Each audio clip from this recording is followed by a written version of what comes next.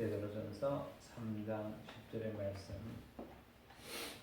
그러므로 생명을 사랑하고 좋은 날 보기를 원하는 자는 혀를 금하여 악한 말을 그치며 그 입술로 계율을 말하지 말고. 아멘.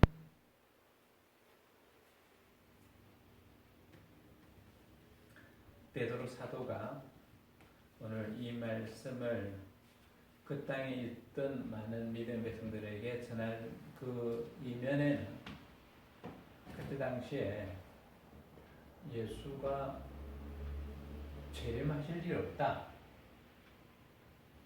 예수의 재림에 대해서 부인하는 그런 이단들, 그런 선생들이 아주 교묘하게 교회에 파고들었던 것 같아요. 만약에 그들의 말대로 예수의 재림이 없다고 하면 어떨까? 라고 우리가 상상을 해보면, 우리가 믿는 이 믿음이라는 것이 전체적으로 무의미해집니다.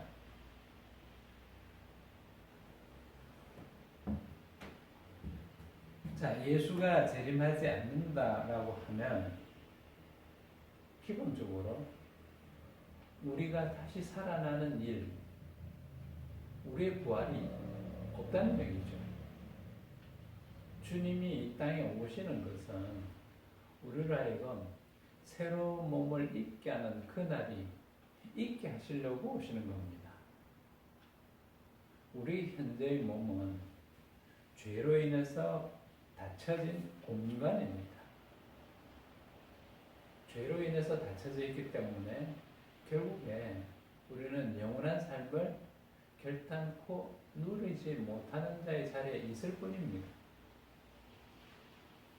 하나님께서 애초에 사람을 만드신 것은 그들과 더불어 영원히 함께 하시면서 그들을 통해서 영광을 받으시겠다라는 그 목적이 성경에는 분명히 드러나 있습니다.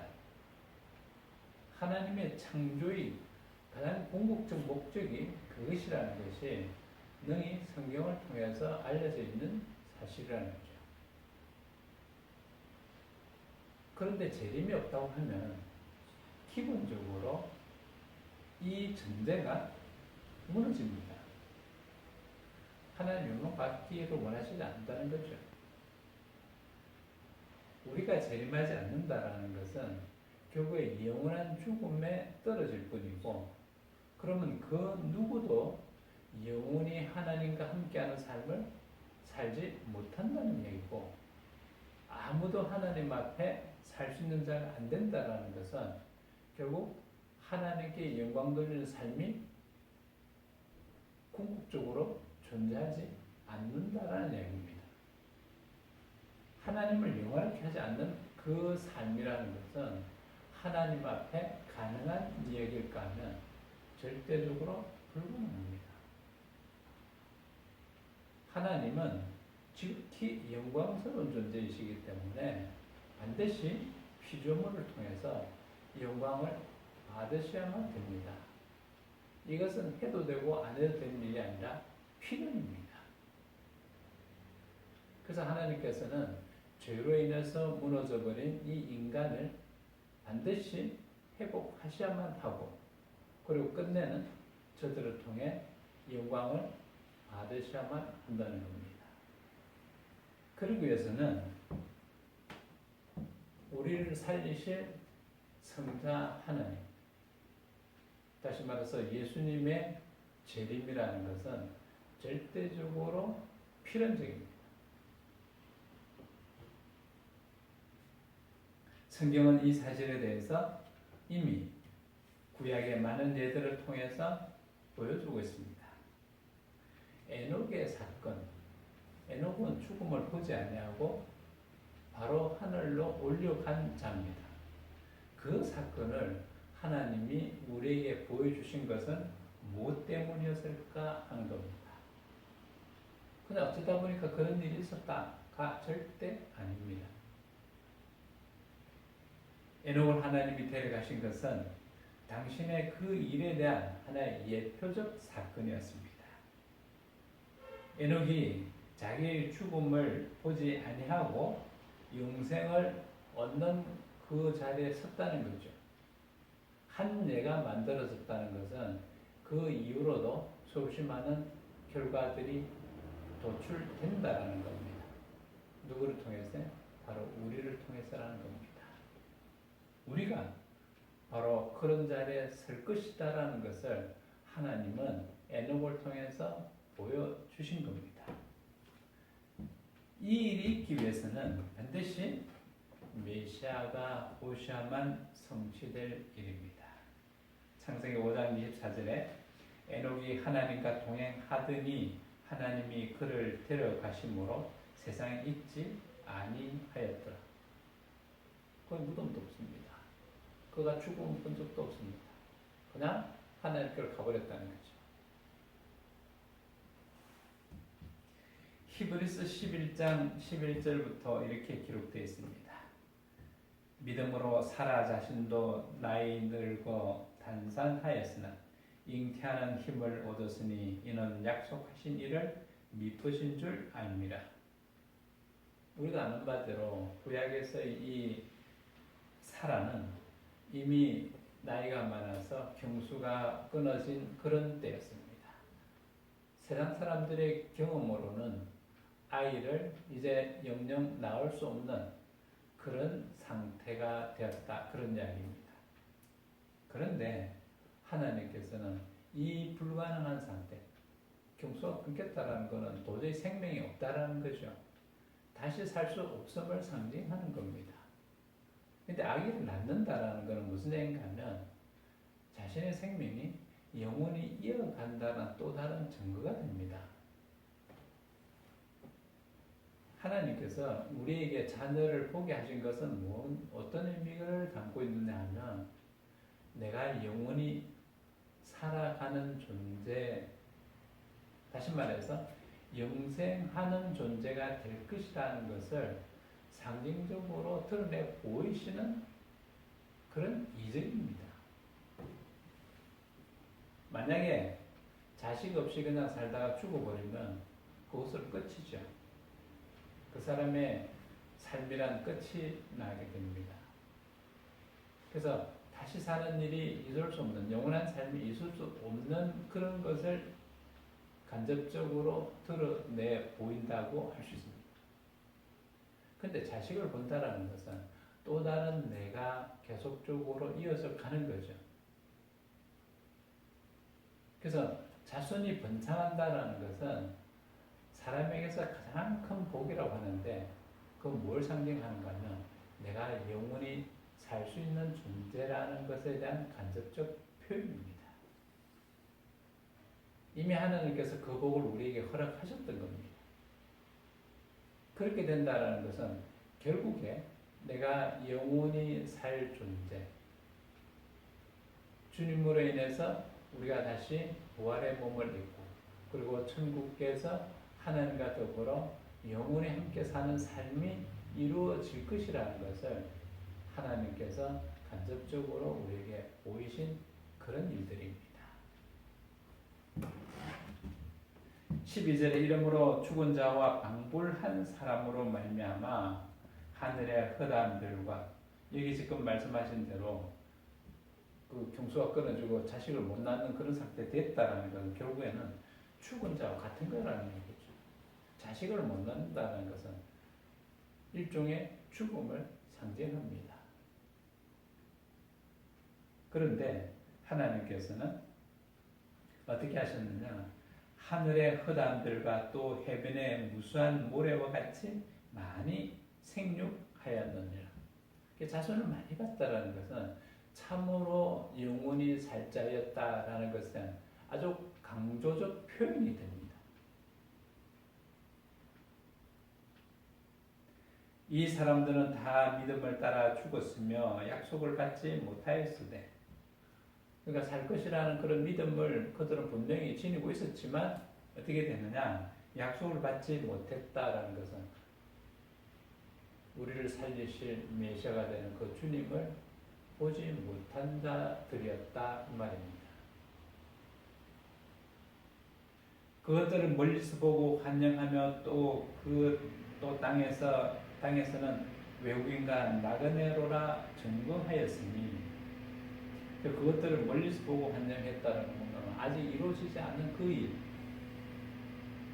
사실 아브라함이 죽고 난 한참 후에 주님을 주죠. 그래서 아주 멀리서 주님 오실 걸 내다보는 그런 사람들입니다. 그런 사람들이라는 것은 어떤 삶과 같은가 하면 결국 외국인과 나그네 같은 그런 삶이었습니다.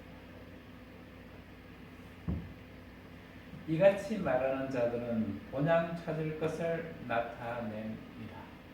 그래서 그 땅에 사는 것은 그들이 그런 삶을 살아낸 것은 그들이 영원한 고향에 있었던 사람이 아니라 참으로 나그네처럼 외국인처럼 외국인이라는 것은 돌아갈 그 고향이 있다는 거죠. 자기의 본향. 그래서 우리에게는 이 땅이 본향이 아니라 천국이 바로 우리가 갈 그 고향집입니다. 저희가 나온 바 본향을 생각하였다면 돌아갈 기회가 있었으리니와 저희가 이제는 더 나은 본향을 사모하니 곧 하늘에 있는 것이라. 바로 우리 몸이 부활하고 그리고 우리가 가서 머물 곳, 그 천국을 얘기해요. 그 일은 누구를 통해 이루어지는가 하면 바로 재림에서 이 땅에 오실, 재림주로 오실 주님이 있으셔야만 가능한 일입니다. 그러므로 하나님이 저희 하나님이라 일컬음 받으심을 부끄러워 아니하시고 저희를 위하여 한 성을 예비하셨느니라. 이 성이 뭡니까? 우리가 가서 살 곳, 참 예루살렘, 천국에 있는 그 예루살렘 성을 이야기합니다. 우리 거처가 돼, 우리 집을 얘기합니다. 결국에 이런 모든 일들이 이루어지는 것은 누구를 통해서 이루어지는가 하면 바로 주님을 통해서 이루어지는 일입니다. 그래서 아브라함은 주님을 보지 못했지만 2000년 전에 주님은 분명히 이 땅에 메시아로 오셨습니다. 그 오신 메시아는 뭐라고 말씀하셨는가 하면 요한복음 14장 2절에 내 아버지 집에 거할 곳이 많도다. 그렇지 않으면 너에게 일렀으리라. 내가 너희를 위하여 처소를 예비하러 가노니. 이 땅에 공생의 사역을 하시는 동안에 주님께서 분명히 말씀하신 겁니다. 주님이 직접 말씀하신 겁니다. 내가 이제는 이 공생의 사역을 끝내고 이제 아버지께로 돌아갈 텐데 왜 가는가 하면 너희들 위해서 처소를 준비하려고 가는 것이다. 그리고 그 처소가 준비되면 다시 오신다는 거죠. 그게 뭔가 하면 주님의 재림입니다. 여기서 말한 이 처소는 히브리서 16장에 말씀하신 그 바로 성입니다. 우리가 거할 처소, 성이라는 거죠.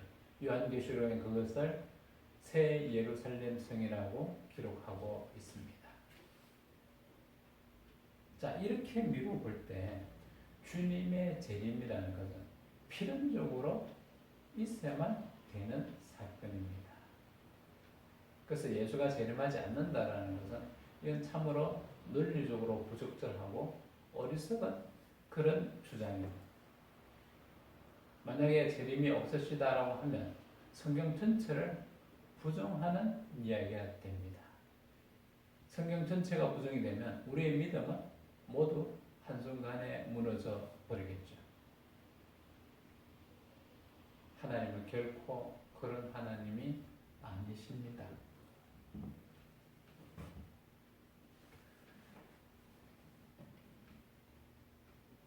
다시 우리가 돌아가서 베드로전서 3장 10절에 그러므로 생명을 사랑하고 좋은 날 보기를 원하는 자는 혀를 금하여 악한 말을 그치며 그 입술로 계율을 말하지 말지어다. 베드로 사도가 그렇게 명했습니다. 이렇게 하신 말씀은 생명을 사랑하고라는 이 말 속에는 어떤 의미가 담겨져 있는가 하면 생명을 사랑한다라는 것은 하나님이 이 땅을 창조하신 그 창조 섭리에 대해서 하나님처럼 우리가 알지는 못하지만 그 사실에 대해서 우리가 어느 정도 이해할 수 있는 수준에 있기를 바란다는 이야기가 됩니다. 또한 주님이 이 땅에 오신 그 목적, 그것이 무엇인가를 어느 정도 바르게 깨닫는 그런 자의 자리에 서라 하는 그런 명령과도 같습니다. 이 생명을 사랑한다라는 것은 단순히 살아있는 강아지를 좋아하고 그 다음 이 땅에 생명이 있는 어떤 다른 걸 그냥 막연하게 좋아하고 사람을 존중하고 생명 있는 존재니까 그런 정도의 의미를 담고 있는 얕은 의미의 생명을 사랑한다 이런 이야기는 아닙니다. 상당히 심오한 그런 의미를 지니고 있는 바로 그런 의미로 생명을 사랑하라는 겁니다. 이 창조 섭리를 깨달아야 되는 겁니다. 하나님이 천지를 지으신 이유가 무엇인가라는 것을 제대로 깨달을 때 비로소 생명을 사랑할 수 있게 되어집니다. 하나님이 이 우주 만물을 만드시고 그리고 드디어 살아있는 생명을 창조합니다. 그렇게 하신 것은 하나님 스스로 영광 받으시기를 원하셨기 때문에 그렇습니다. 이 땅에 생명 있는 존재는 참 많습니다. 그 중에서 가장 소중한 생명, 바로 나의 생명. 그것을 하나님이 가장 소중하게 여기고 가장 기쁘게 여기신다 하는 말씀입니다. 하나님이 믿음의 백성 하나하나를 지으시고 얼마나 기뻐하셨는지를 우리는 감히 상상을 못합니다. 그 사실을 주님께서는 분명히 뭐라고 말씀하셨는가 하면 마태복음 16장 26절에 이런 기록을 통해서 우리가 살펴볼 수 있습니다. 사람이 만일 온 천하를 얻고도 지 목숨을 잃으면 무엇이 유익하리요? 사람이 무엇을 주고 제 목숨을 바꾸겠느냐? 이 이야기가 뭔가면 목숨과 온 천하를 비유하고 있습니다. 온 천하라는 것은 천지, 하늘과 땅, 그것하고 내 생명하고 주님이 비교하고 계시는 겁니다. 이 말씀은 결국 뭔가 하면 온 천하보다도 네 생명이 귀하다. 왜 귀한가 하면 내 생명이라는 것이 하나님만큼 되기 때문에 귀하냐 하면 그 이야기가 아닙니다.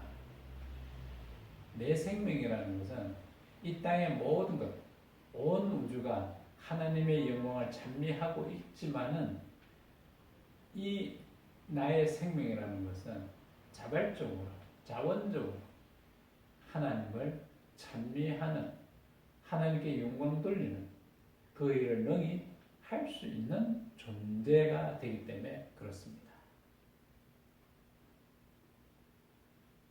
그런 차원에서 이 세상의 어떤 것보다도 하나님이 가장 귀하게 여기는 것이 바로 내 생명이라는 것이죠.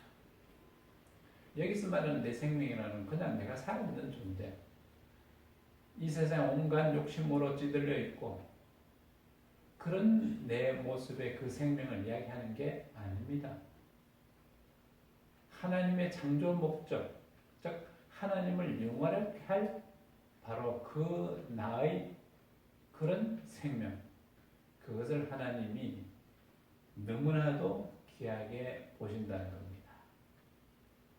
여기에 창조 목적이 담겨져 있기 때문에 그래서 베드로전서 3장 10절에 베드로 사도는 생명을 사랑하라라고 명하고 있는 겁니다.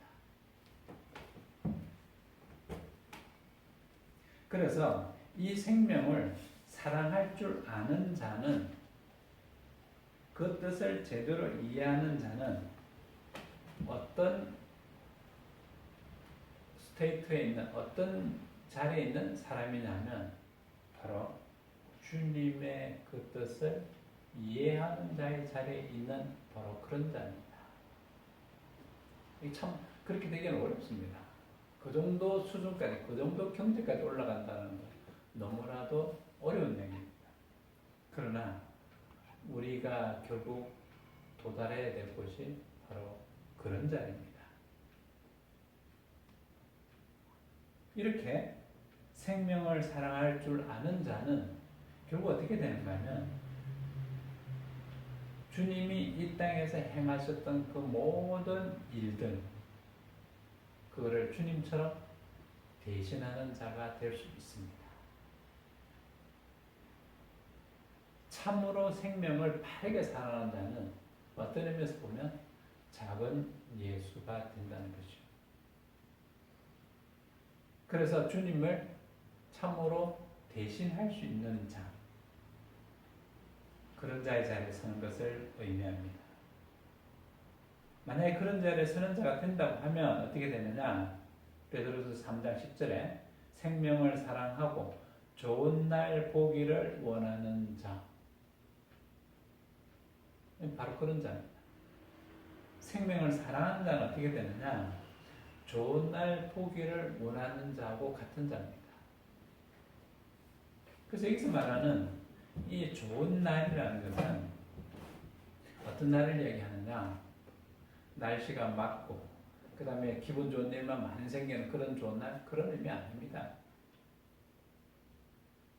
여기서 좋은 날이라는 것은 결국에 하나님과 더불어 함께하는 그 날, 우리를 위해서 예비된 초소에 들어가는 그 날, 다시 말해서 우리의 구원이 완성되는 날, 그런 날입니다. 주님께서는 분명히 이 좋은 날을 약속하셨습니다. 초소를 예비하러 간다. 그래서 그날이 되면 우리는 주님에 의해서 그 초소로 인도되겠죠. 이렇게 주님의 인도를 받기 위해서는 우리는 어떻게 되어야 되느냐? 주님의 재림이 분명히 있다는 사실을 굳게 믿어야 됩니다. 또 주님은 재림하셔야만 됩니다. 재림하셔야만 우리를 데리고 갈 수 있으니까. 그렇게 주님이 재림하신다는 것은 우리가 지금까지 이 살펴본 바들 지극히 논리적으로 당연한 결과입니다. 그래서 주님이 재림하지 않는다라는 그 거짓 가르침, 그런 선생들은 참으로 하나님의 저주를 받을 자들입니다. 지금도 재림이 없다고 생각하는 사람 참 많습니다. 믿는 자들이라고 하는 우리들도 어느 순간에 보면 주님이 재림하신다고 입으로는 말하지만 삶 속에서는 보면요, 주님이 재림 안 하는 것처럼 살고 있습니다. 그래서 온 생각과 온 마음이 오직 이 땅에 꽂혀져 있습니다. 어떻게 하면 잘 먹고 잘 살까? 어떻게 하면 내가 좀 더 높은 자리에 오를까? 이런 욕심들로 가득 찬 것, 그것은 주님의 재림을 바라지 않는 자의 모습 그대로입니다. 좋은 날 보기를 희망하는 것은, 오늘 여기서 좋은 날 보기를 원하는 자라는 이 표현 속에 담겨진 이 표현은 결탄코 이기적 의미의 그런 표현이 아닙니다. 좋은 날 보기를 희망하는 자라는 것은 자신의 이기적 욕망에서 그런 초소를 차지하기 원하는 그런 자기 노력이 보태져 있는 그런 의미로 우리가 받아들여서는 안 됩니다. 좋은 날 보기를 원한다라는 것은 달리 표현하면 오직 주님과 함께하기를 소망하는 자,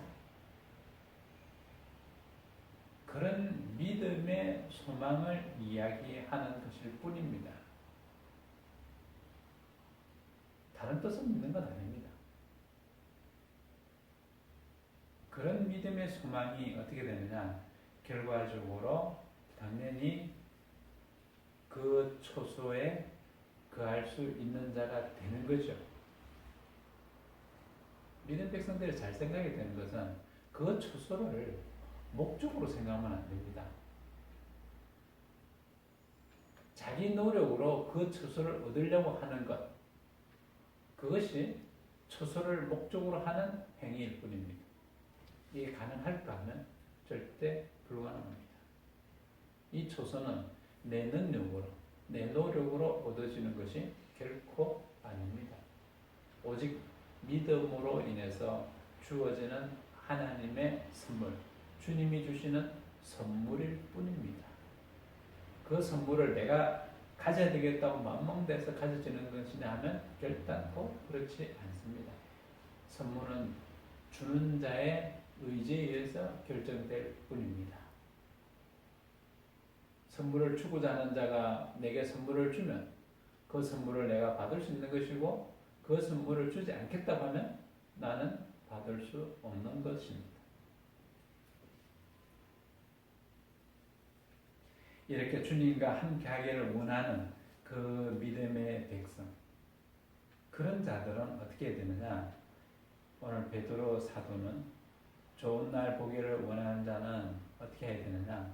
혀를 검하라고 이야기하고 있습니다. 혀를 검하여 악한 말을 그치며 그 입술로 계율을 말하지 말지어다. 자, 이것이 단편적으로 다 끊어져 있는 별개의 이야기냐면 절대 그렇지 않습니다. 이것이 다 연결고리를 가지고 다 연결되어 있습니다. 주님과 궁극적으로 함께하기를 소망하는 그런 믿음의 백성들은 반드시 혀를 검해야만 합니다. 자, 여기서 말하는 이 혀는 그럼 뭐냐 하면 바로 사탄과 이야기를 나누던 그 혀입니다. 아담과 하와는 능히 그 혀를 통해서 하나님께 영광 돌릴 수 있는 자리에 있는 자였습니다. 그런데 어떻게 되느냐? 그 혀로 사탄과 대화함으로써, 사탄과 이야기했다는 것은 결국 사탄과 함께 했다는 이야기입니다. 오직 하나님을 찬양하는 그런 도구로서 사용되어야 될 그 혀가 뱀과 이야기함으로써 타락해 버렸습니다. 그래서 그 입에서 나오는 말은 악한 말이었고, 그리고 간사스럽고, 또 교묘했고, 그래서 이 간사스럽고 교묘함이라는 걸 계율이라고 합니다. 그래서 계율만을 말하는 그런 혀로 변해버린 겁니다. 우리가 주님을 만나기 전에는 우리 혀는 다 이랬습니다. 야고보서 3장 6절에 이렇게 기록하고 있습니다. 혀는 곧 불이요, 불의의 세계라. 혀는 우리 죄 중에서 온몸을 더럽히고 생의 바퀴를 불살르나니 그 살아나는 것이 지옥불에서 나옵니다. 바로 사탄과 대화했던 그 혀 상태를 그대로 보존하고 있을 때의 모습이 이렇게 드러나는 겁니다. 이제 우리는 주님을 만났습니다.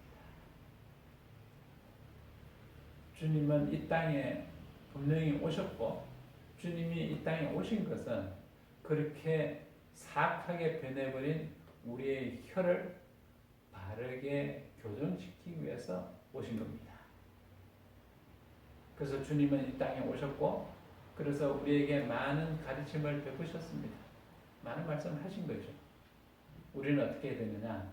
어린 아기처럼 바로 그 주님의 말씀을 수없이 반복해서 따라하는 연습을 했어야 됩니다. 주님은 우리에게 그런 의미에서 새로운 말씀을 가르친 선생입니다. 어떤 의미에서는 혀를 검한다라는 것은 우리의 성화를 이루는 바로 그 과정을 이야기합니다. 이제 우리는 주님으로 인해서 어렵다함을 입은 존재가 되었습니다. 어렵다함을 입었기 때문에 우리는 우리의 그 병든 혀를 주님의 말씀으로 치유하는 일을 부지런히 해야 됩니다. 이것은 주님의 말씀을 따라 수없이 반복하는 것으로 이루어지는데 그 수없이 반복하는 과정이 뭐냐? 이게 성화입니다. 성화. 우리가 점점 거룩해져 가는 것. 결국 주님 말씀을 따라서 하는 것. 그래서 이 성화가 없이는 우리는 결코 영화에 이르지 못하게 됩니다. 만약에 이 영화에 이르지 못한다면 어떻게 되느냐? 하늘에 예비된 그 성의 주인이 결코 되지 못합니다. 주님께서는 분명히 믿는 자들에게 초소를 예배하러 간다고 하셨고 그 초소는 성이라고 분명히 이야기되고 있습니다. 그 성의 주인이 되는 것은 우리가 주님으로 인해서 성화되어서 가는 것, 그것으로 가능해집니다.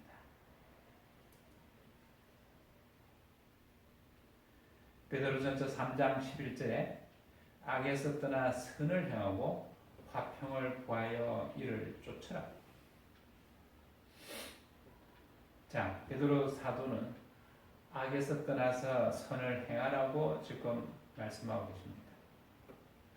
이는 뱀과 대화하던 사악한 우리의 혀를 정화시키는 일. 그래서 그 일을 위해서 주님은 스스로 사람의 몸을 입고 우리를 찾아오셨습니다. 그리고 우리에게 말씀을 새롭게 가르치셨습니다. 우리를 하여금 주님의 그 말씀을 따라 배우도록 하고 그리야 함으로써 그 사탄으로 인해서 꼬여졌던 우리 혀가 바르게 잡혀지고 그리고 이제 정화된 혀가 우리에게 주어지게 됩니다. 그래서 아담의 후손으로서 온갖 악한 말과 괴를 행하던 그런 우리의 혀가 이제 드디어 변화를 입게 됩니다. 그 대표적 인물이 바로 주님의 제자들입니다. 그들은 주님을 따라다니면서 그 주님의 말씀을 부지런히 따라 외쳤습니다. 오늘 본문에 이야기되고 있는 이 베드로 사도의 이 이야기, 이 분명히 지금 베드로 사도가 이야기한 겁니다. 만약에 이 베드로가 고기를 잡던 그 당시에 베드로로 돌아가서 생각하면 고기 잡던 그때 베드로가 이런 말을 할 수 있을까? 절대 못하는 거야. 왜냐하면 그는 아담의 후손이기 때문에 그렇습니다. 실제로 성경의 기록을 보면 변화되지 않은 그 베드로의 모습을 보면 참으로 사탄과 이야기했던 그 혀놀림을 계속하고 있는 걸 우리는 발견하게 됩니다. 그런데 이제 주님의 은혜로 인해서 이 베드로가 변화되었고 그리고 그가 이제 어쩌면 그렇게 주님과 판박이처럼 그렇게 말을 할 수 있는지. 오늘 이 베드로의 이야기는 베드로전 3장 11절 악에서 떠나 선을 행하고 화평을 구하여 이를 쫓으라 하는 이 말은 주님이 하신 말씀과 똑같습니다. 우리가 어디를 가서 보는가 하면 마가복음 12장 14절에 보면 이런 기록이 나옵니다. 가로되 선생님이여 우리가 아노니 당신은 참되고 아무라도 끓이는 일이 없으시니 이는 사람을 외모로 보지 않고 오직 참으로 하나님의 도를 가르치심이니라. 가이사에게 세를 바치는 것이 가하니까 불가하니까 우리가 다치리까 말이까 한데 예수께서 그 외식함을 아시고 이르시되 어찌하여 나를 시험하느냐 데나리온 하나를 가져다가 내게 보이라 하시니 가져왔거늘 예수께서 가라사대 이 화상과 이 글이 네 것이냐 가로되 가이사의 것이니이다. 이 예수께서 가라사대 가이사의 것은 가이사에게 하나님의 것은 하나님께 바치라 하시니 저희가 예수께 대하여 심히 기이 여기더라. 이런 기록이 있고 마태복음 5장 9절에 주님이 하신 말씀 화평케 하는 자는 복이 있나니 저희가 하나님의 아들이라 일컬음을 받을 것이요. 자, 이 두 사건을 비교해 보면 오늘 베드로 사도가 얘기하는 베드로전서 3장 11절의 말씀 악에서 떠나 선을 행하고 화평을 구하며 이를 쫓으라. 자, 뭐가 다른 얘기죠? 똑같은 얘기죠. 똑같은 얘기. 그 무식쟁이 함부로 말하고 나서기 좋아했던 고기 잡던 그 베드로의 그 말이 오늘 이렇게 변해졌습니다. 주님의 말씀처럼. 그래서 악에서 떠나서 선을 행하고 화평을 구하라. 이 화평케 하는 자는 복이 있다신 주님의 말씀 그대로 오늘 이 땅을 살아가는 믿음의 백성들은 이 땅을 화평케 하는 자들이 분명히 되어야 됩니다. 이렇게 갈라지고 저렇게 갈라지고 이 편이 되고 저 편이 되어 있는 이 참 암담한 시대에 믿음의 백성들은 이 모두를 화평케 하는 그런 일을 감당하는 자리에 서는 자들이 되셔야 됩니다. 이것이 주님의 그 말씀을 그대로 따라하는 온전한 믿음의 백성들로서 주님의 혀를 닮은 그런 혀를 가진 자가 되는 것입니다.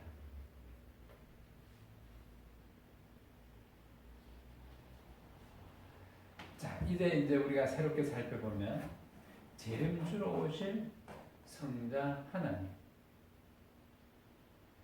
그는 결코 불의를 용서하실 그런 하나님이 아니죠. 하나님은 공의로우십니다. 그래서 재림주로 오실 때는 이제 분명하게 공의를 심판하실 그 일을 행하실 겁니다. 만약에 하나님이 죄를 적당하게 눈감아주는 그런 하나님이라고 하면 그는 처음부터 메시아를 이 땅에 보내실 이유가 없습니다.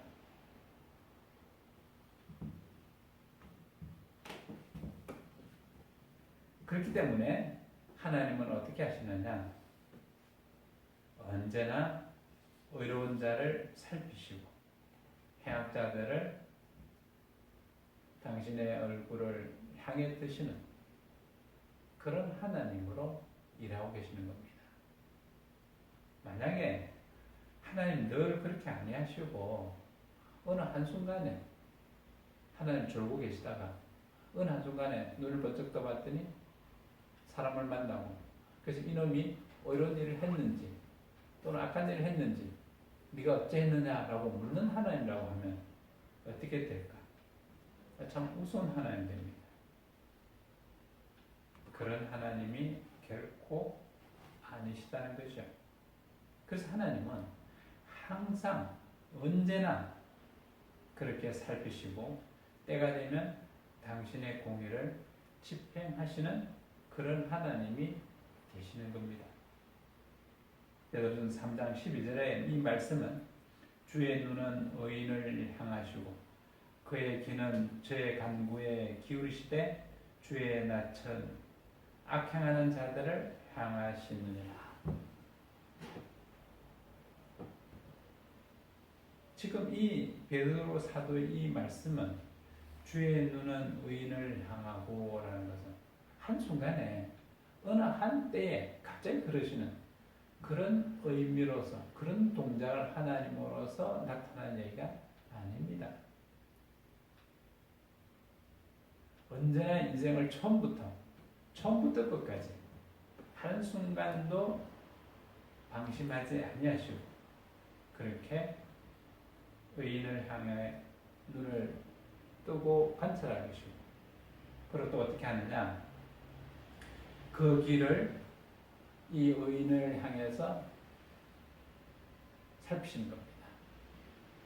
그래서 그 의인이 어떤 말을 하는지, 어떤 간구를 하는지, 어떤 기도를 하는지, 이것을 한순간도 놓치지 아니하시고 다 살피시는 하나님이라는 거죠. 또 동시에 하나님 어떻게 하시느냐, 주의 나천 악행하는 자를 향하신다. 처음부터 끝까지 악한 자들의 그 모든 것을 일일이 살펴보고 계신다는 거죠.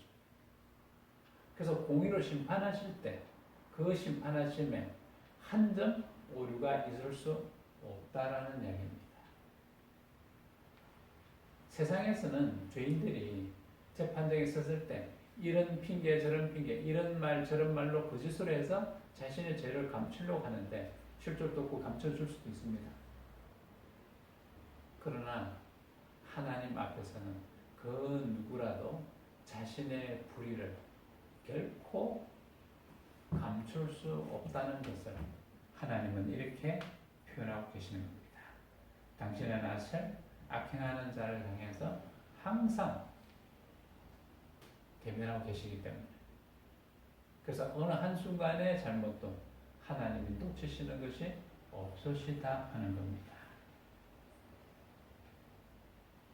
오늘 이 말씀을 베드로 사도가 이렇게 하게 되는 것은 그가 정말로 주님의 그 말씀대로 주님 판박이 되어 있는 겁니다. 오늘 우리도 베드로 사도처럼 이렇게 주님 닮기를 해야 됩니다. 매 순간마다 우리 어린아이들이 말을 배울 때 그 어머니가 하는 말을 여러저리 다 따라하듯이 우리도 믿음 생활하는 그 속에서 주님이 하신 말씀을 하나도 놓치지 말고 그대로 따라하는 연습을 부지런히 하셔야 됩니다. 이것이 믿는 자가 반드시 해야 될 책임이요 의무입니다. 그렇게 할 때 하나님의 위대하심은 분명히 드러나게 됩니다.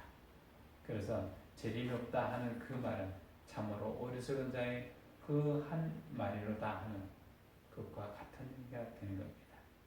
그래서 부지런히 주님 닮기를 하시는 성도 여러분 다 되시기를 축원합니다.